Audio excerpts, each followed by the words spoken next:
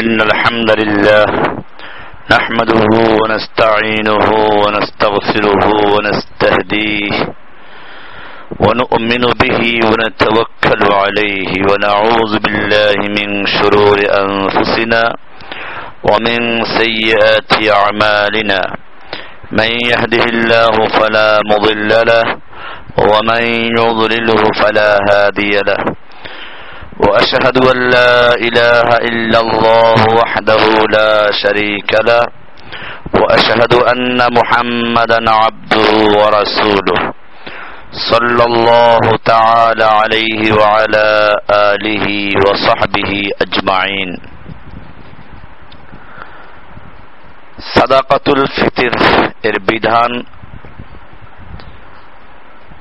আল্লাহ সুবহানাহু ওয়া তাআলা মানুষকে কোনো উদ্দেশ্যবিহীন সৃষ্টি করেননি।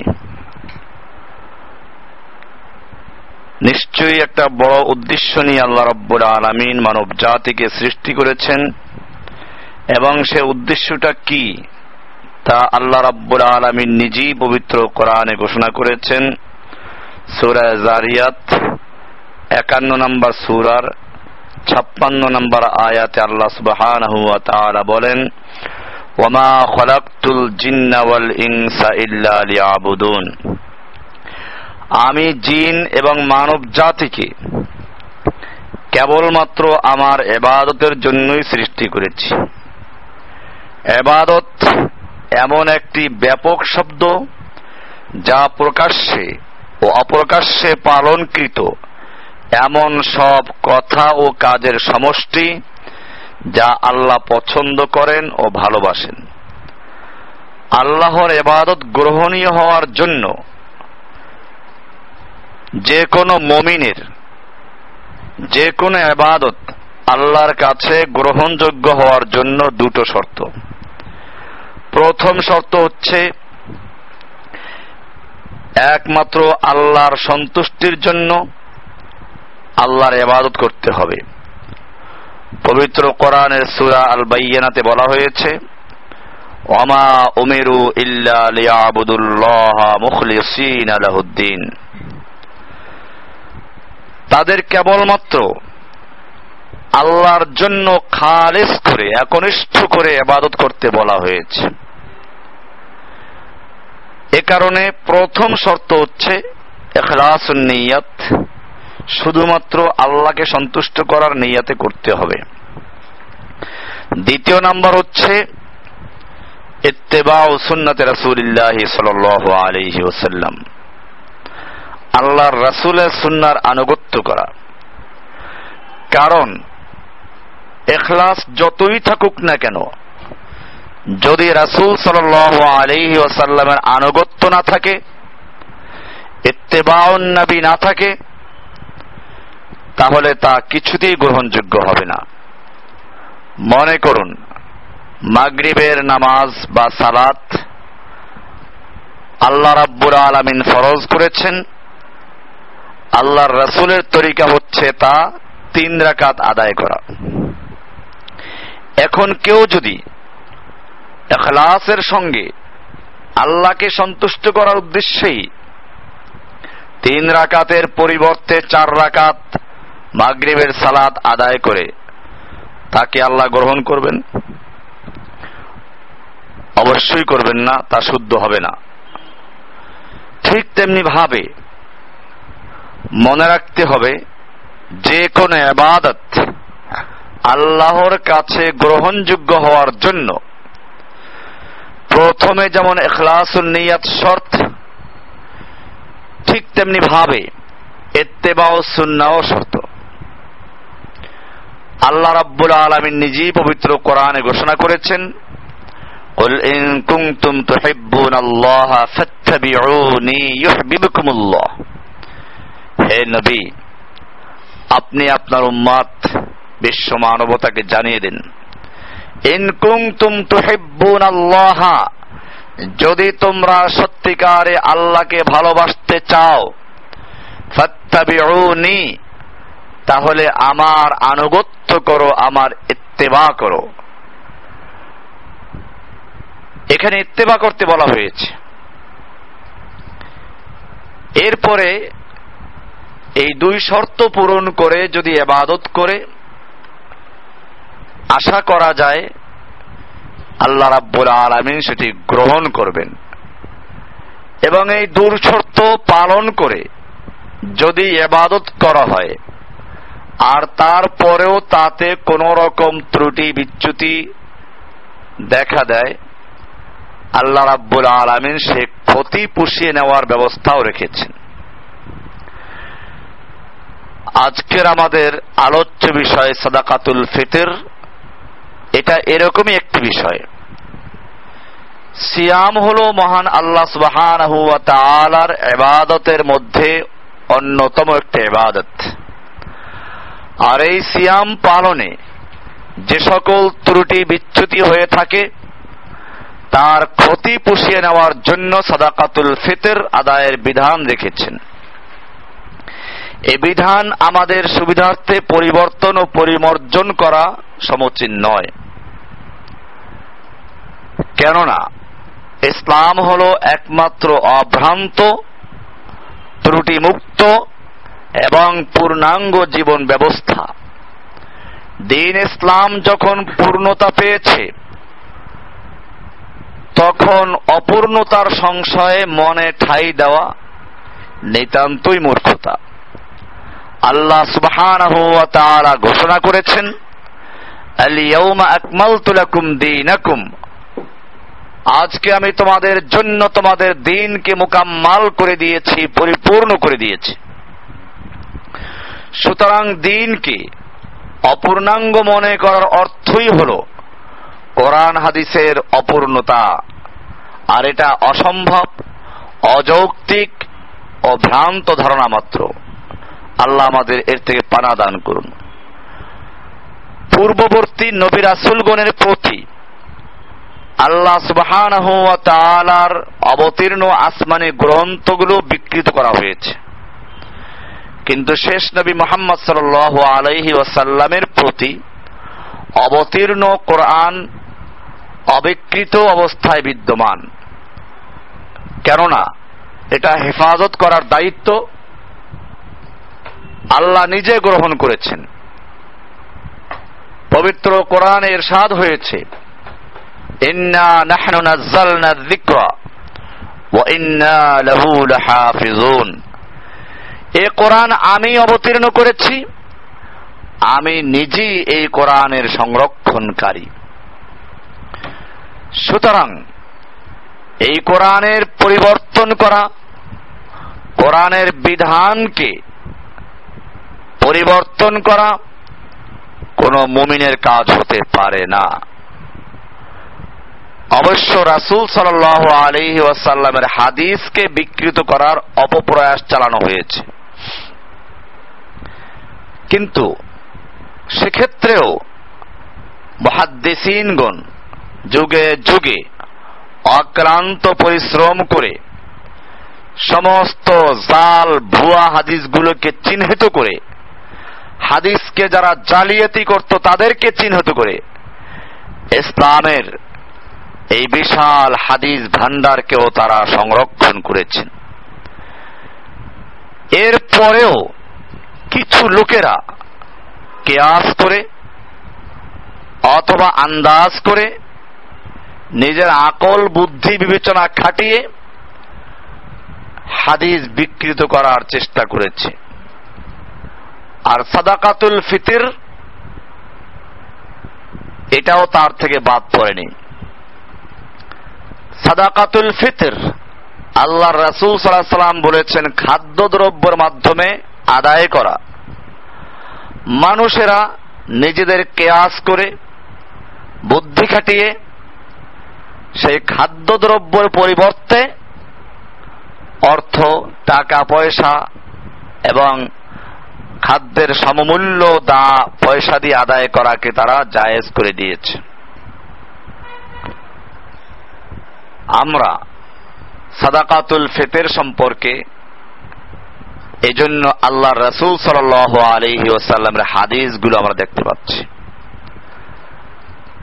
সাদাকাতুল ফিতর মুসলিম জাতির নারী পুরুষ ছোট বড় সকলের জন্য আদায় করা ফরজ।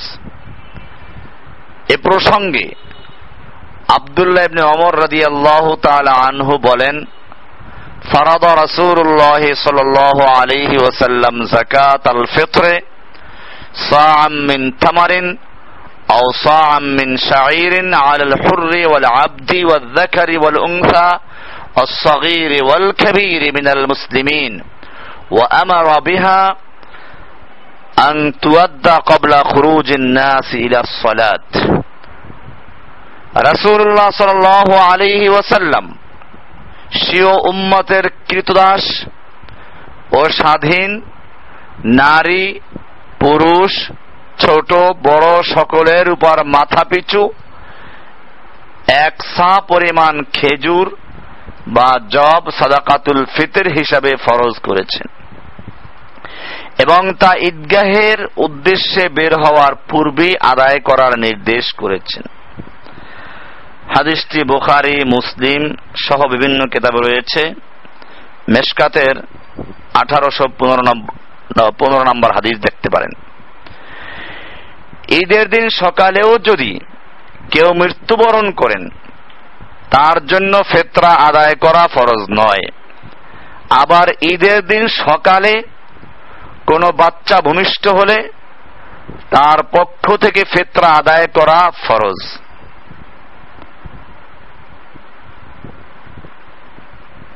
এমনি ভাবে সাদাকাতুল ফিতর হলো জানের সাদাকা, মালের নয়। বিধায় জীবিত সকল মুসলিমের জানের সাদাকা আদায় করা ওয়াজিব। কোন ব্যক্তি সিয়াম পালনে সক্ষম না হলেও তার জন্য ফিতরা আদায় করা ফরজ। এবারে আমরা আলোচনা করব সাদাকাতুল ফিতরের পরিমাণ নিয়ে। আমাদের দেশে প্রতি বছর রমজান মাসে ইসলামিক ফাউন্ডেশনের পক্ষ থেকে সরকারিভাবে একটা ঘোষণা আছে, এবারের সাদাকা এত টাকা। অথচ এবারের ফিতরা এত টাকা নির্ধারণ করার অধিকার কে দিল? সাদাকাতুল ফিতর সম্পর্কে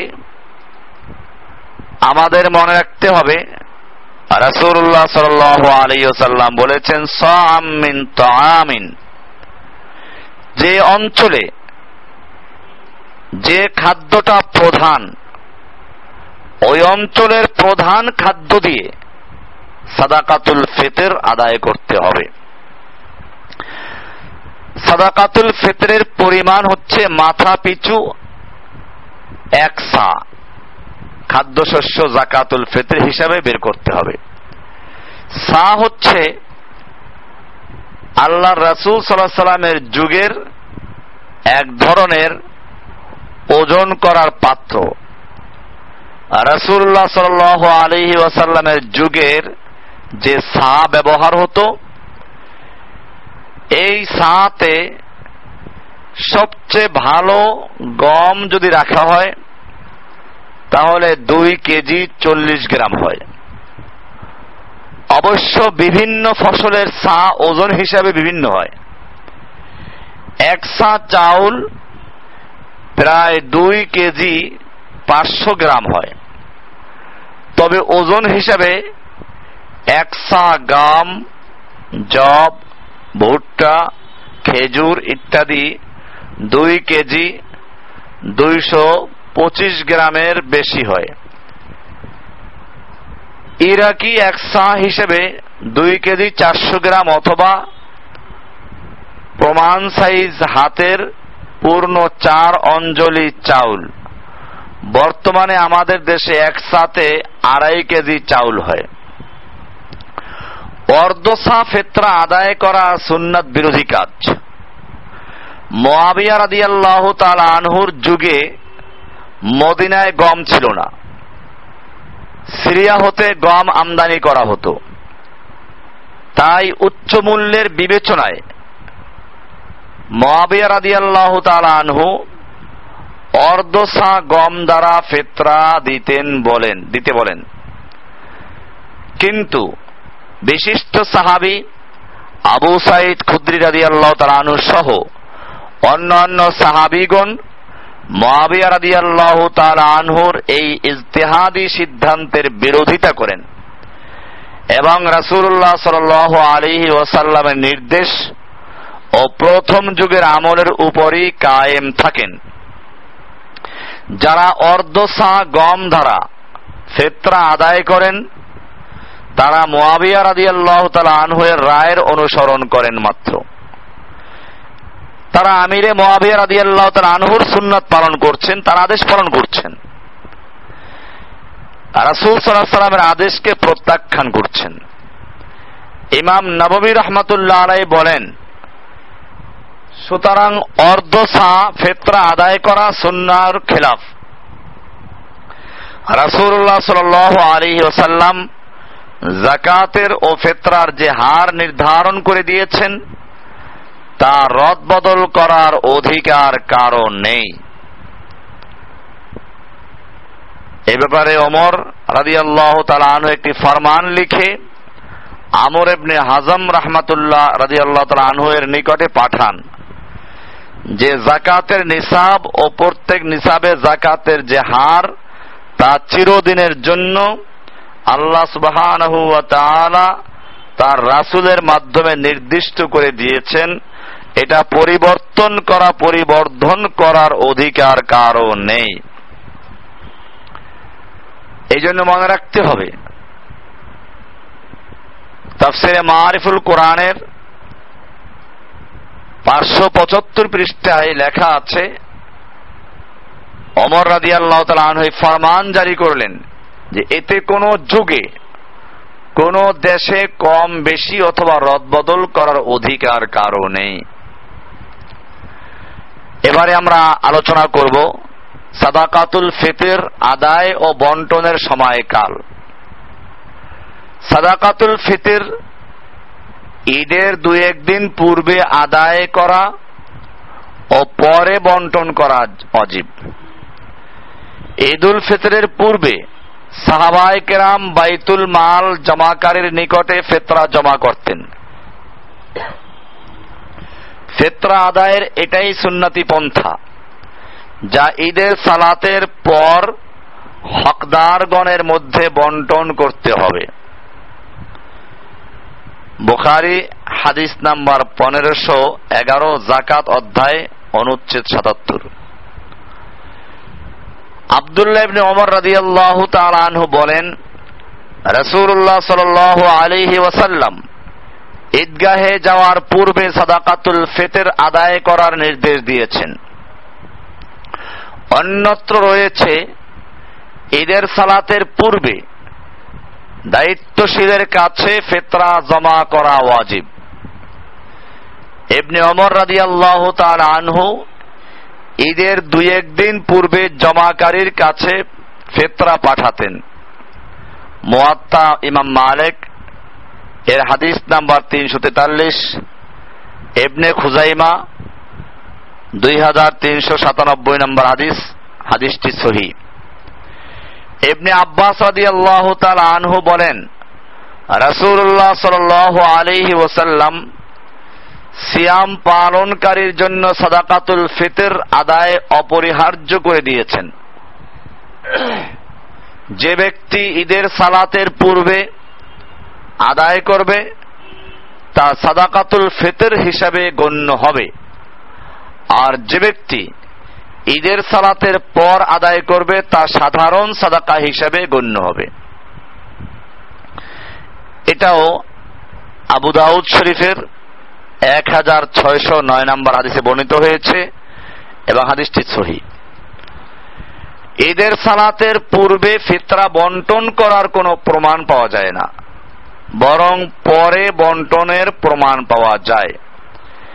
ইবনে ওমর রাদিয়াল্লাহু তাআলা আনহু অনুরূপভাবে জমা করত ঈদের সালাতের পরে ফিতরা পাওয়ার উপযুক্ত হকদার যারা তাদের মধ্যে বন্টন করতেন। ফাথুল বারী 3 নম্বর খণ্ডের 439 এবং 40 পৃষ্ঠায় রয়েছে মাসআলাটি।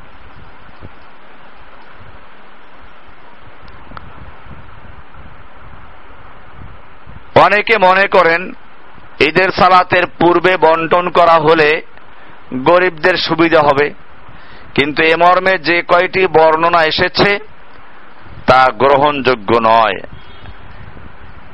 এই রাউল গলিল এর হাদিস নাম্বার 844, 3 নম্বর খণ্ডের 332 নম্বর পৃষ্ঠা দেখা যেতে পারে।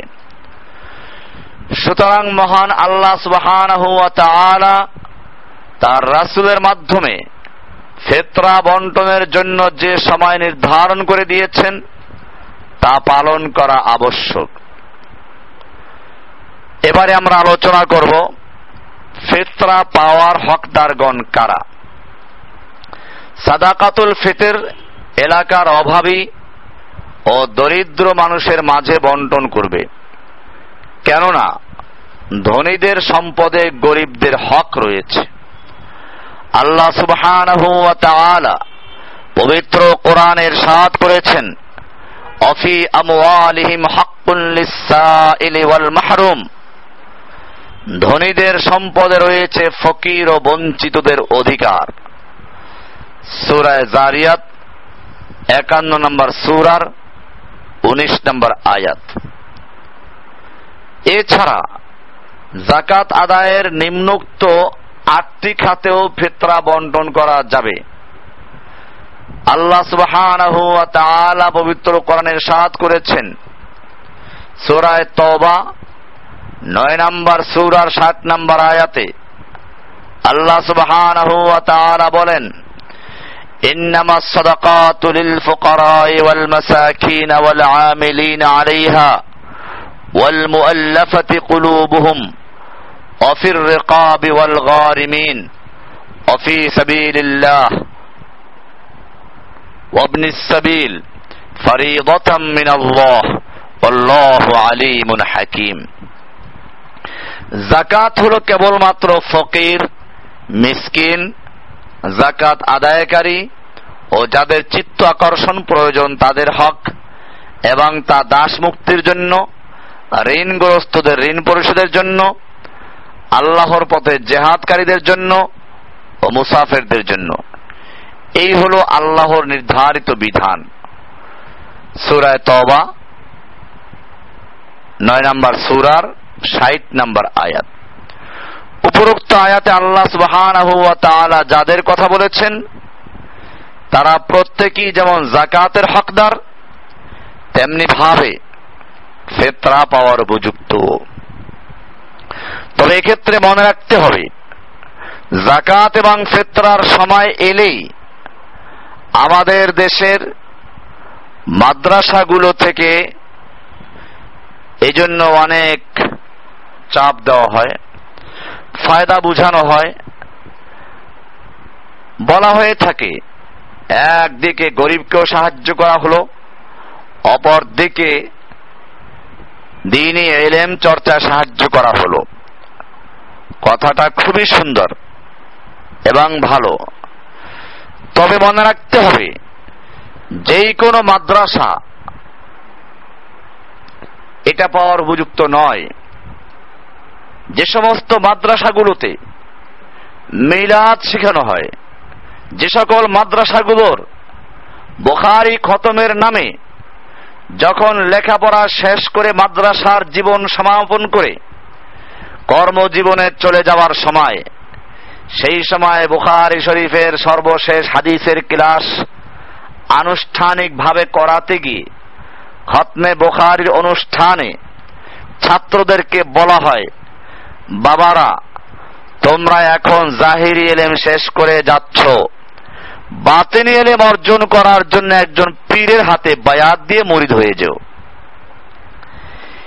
যে সকল মাদ্রাসায় এইরকম ভাবে পীর মুরিদি শিক্ষা দেওয়া হয়, পীরের কাছে বায়াত দেওয়ার জন্য উৎসাহিত করা হয়, যে সকল মাদ্রাসায় শেখানো হয় ইলম দর সিনা না দর সফিনা, ইলম তো রয়েছে পীরের সিনার মধ্যে, পীরের সিনায় সিনা মিলাইলে এলেম পাওয়া যাবে। পীরের দিলে দিল মিশাইলে মুর্দা দিলও জিন্দা হয়, অতুল দরিয়ার তলে ডোবা তরি ভেসে যায়।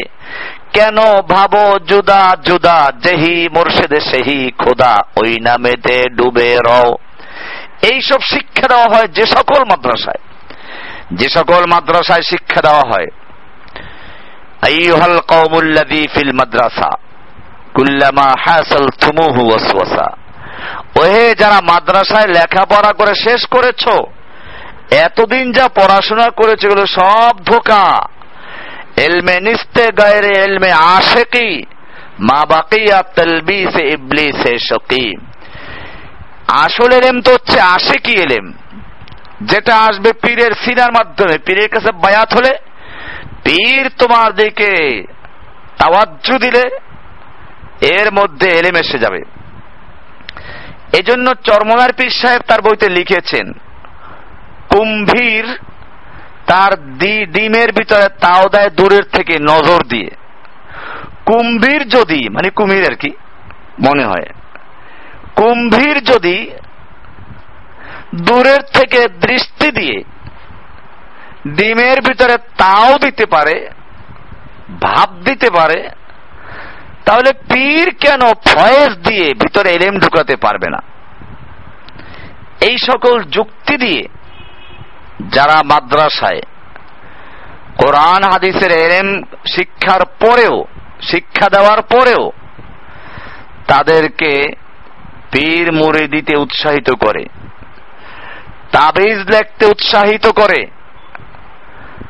এবং শুধু উৎসাহিতই নয়, তাবিজের ফজিলাত বয়ান করে।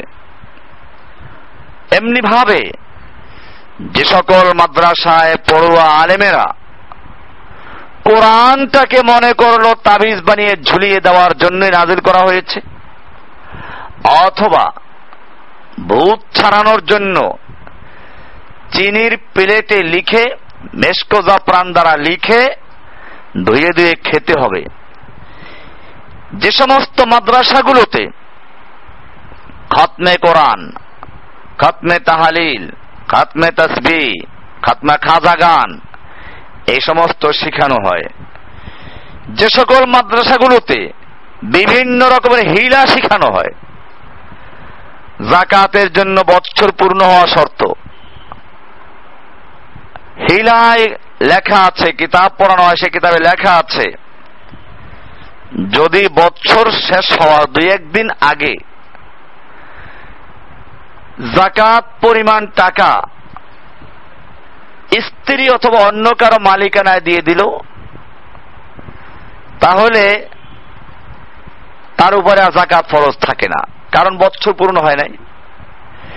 স্ত্রীকে যদি বলা হয় যাকাত ফরজ হয়েছে, যাকাত দাও, সে বলবে না আমি তো 2 দিন আগে মালিক হলাম, বছর পূর্ণ হয় নাই।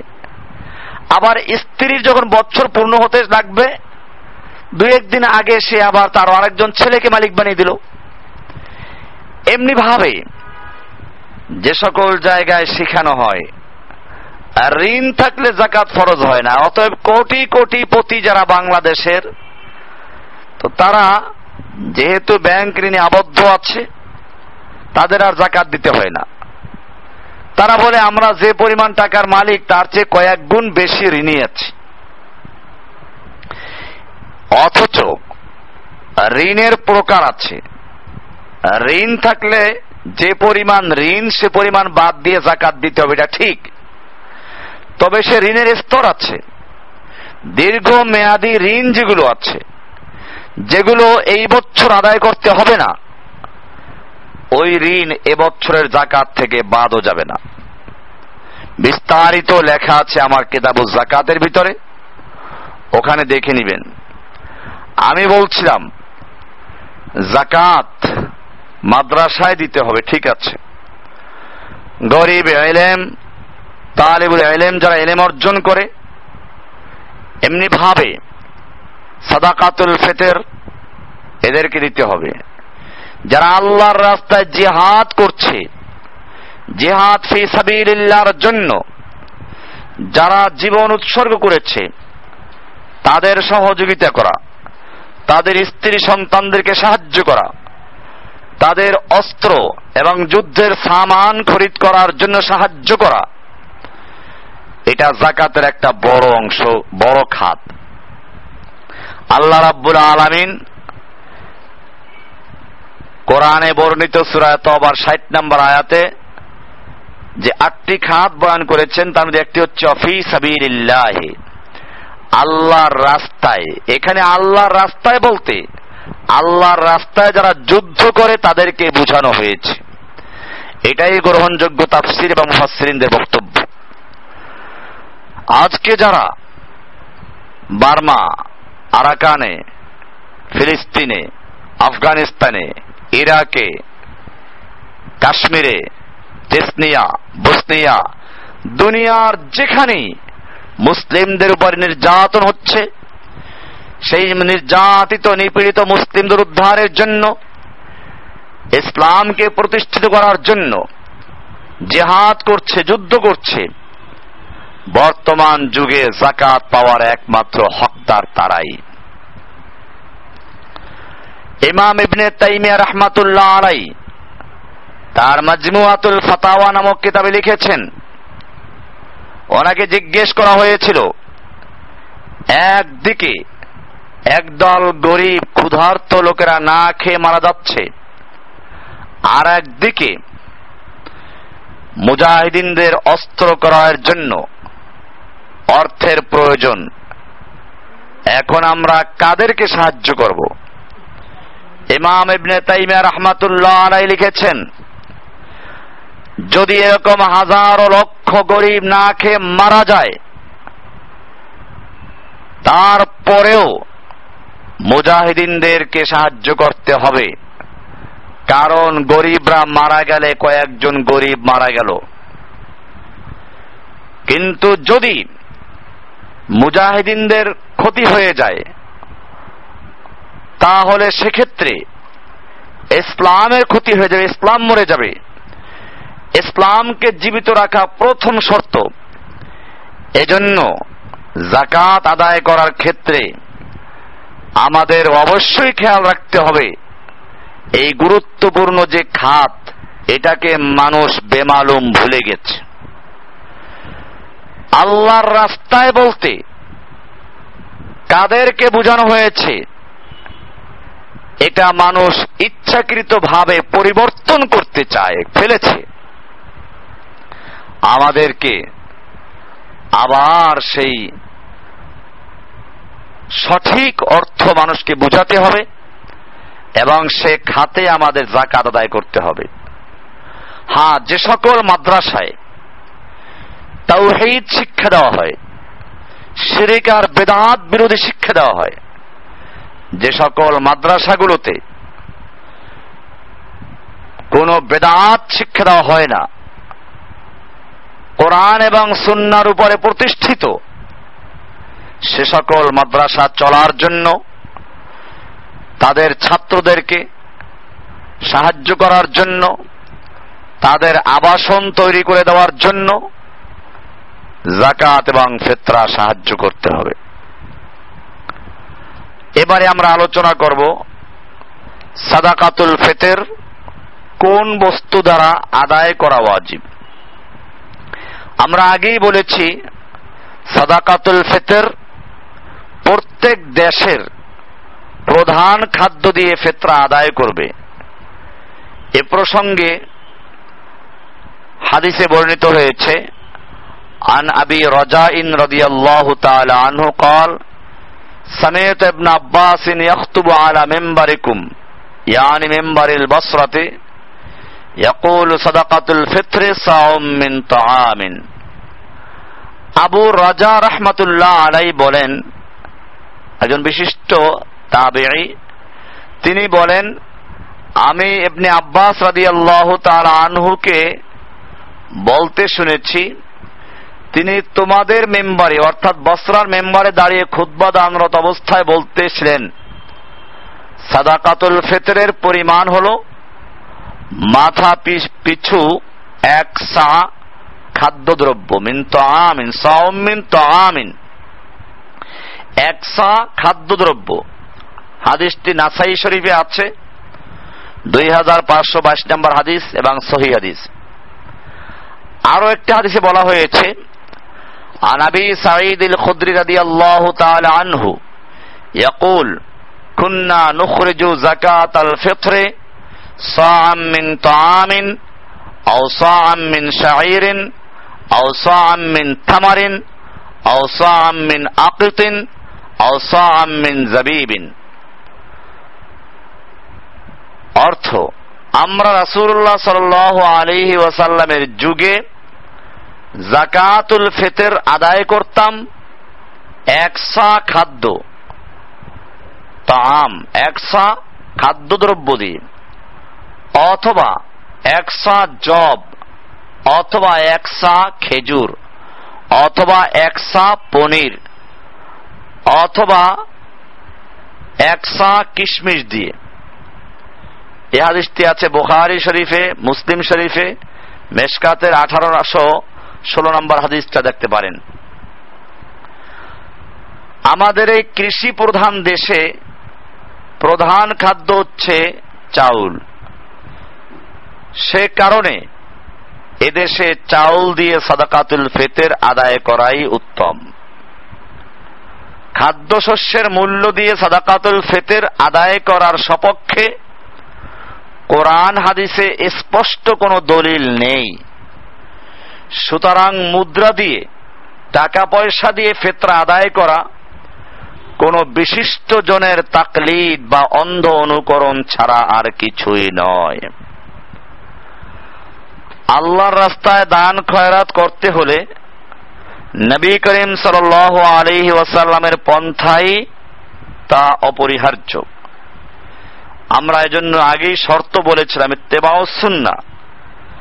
তাছাড়া 4 খলিফা, সাহাবায়ে কেরাম, তাবেঈন, তাবেঈন, এরা সকলেই খাদ্যদ্রব্য দিয়ে ফিতরা আদায় করেছেন। খাদ্যশস্যের মূল্যে ফিতরা আদায়ের সপক্ষে কোন সহিহ, দুর্বল, মওযু হাদিস পর্যন্ত পাওয়া যাবে না। সুতরাং খাদ্যশস্য দিয়ে ফিতরা আদায় করতে হবে, মূল্য দিয়ে নয়।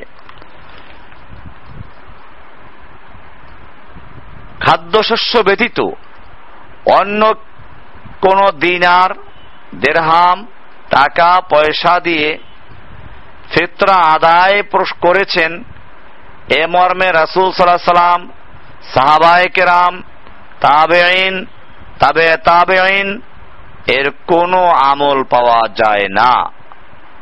বরং খাদ্যশস্যের সপক্ষে হাদিস এসেছে। আবু সাঈদ খুদরি রাদিয়াল্লাহু তাআলা আনহু বলেন, আমরা খাদ্যশস্য, তাআম, খাদ্যশস্য দিয়ে আমরা সাদাকাতুল ফিতর আদায় করেছি।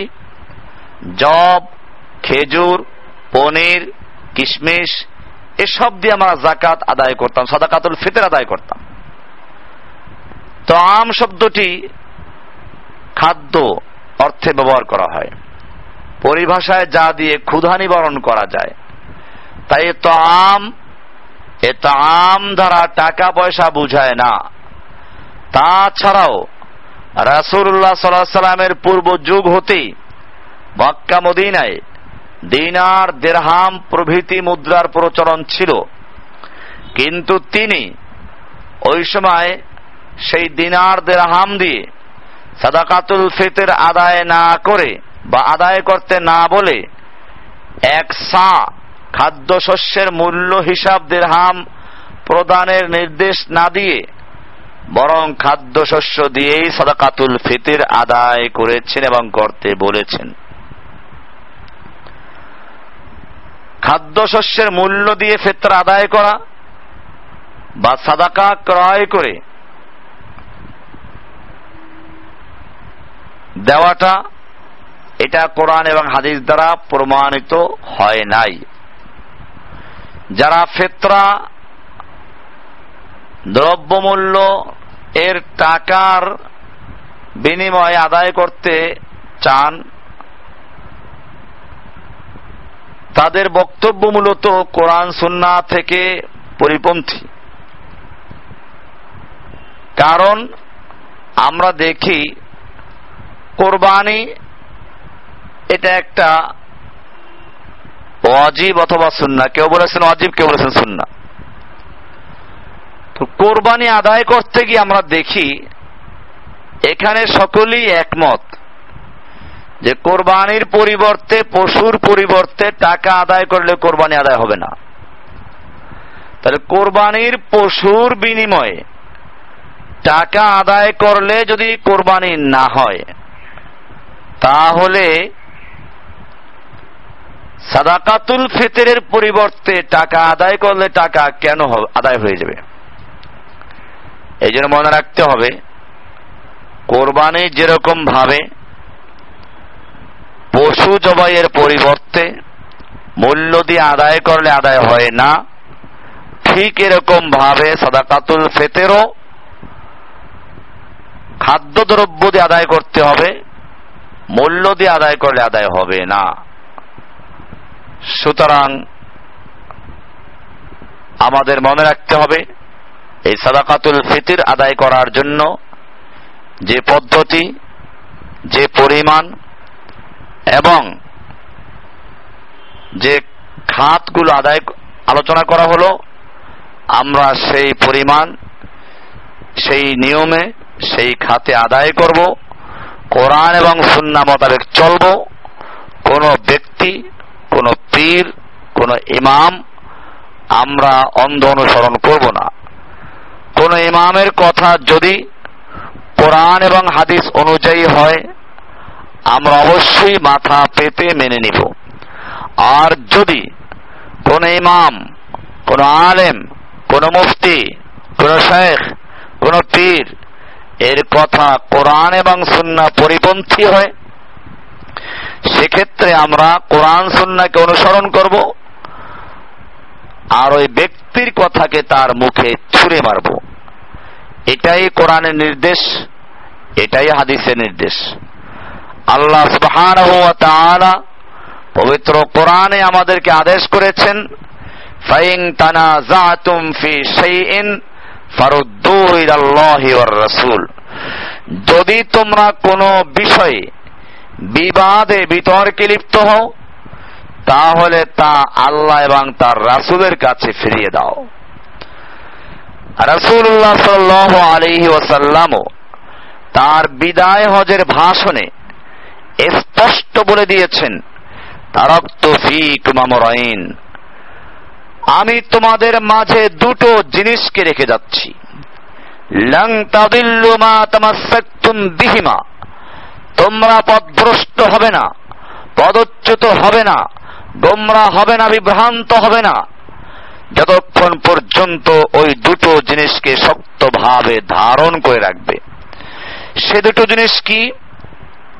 বড় বড় পীর, বড় বড় আলেম, বড় বড় মুফতি, বড় মুহাদ্দিস, বড় ইমাম না, আল্লাহর রাসূল সাল্লাল্লাহু আলাইহি ওয়াসাল্লাম এগুলোর কোনোটাই বলেন নেই।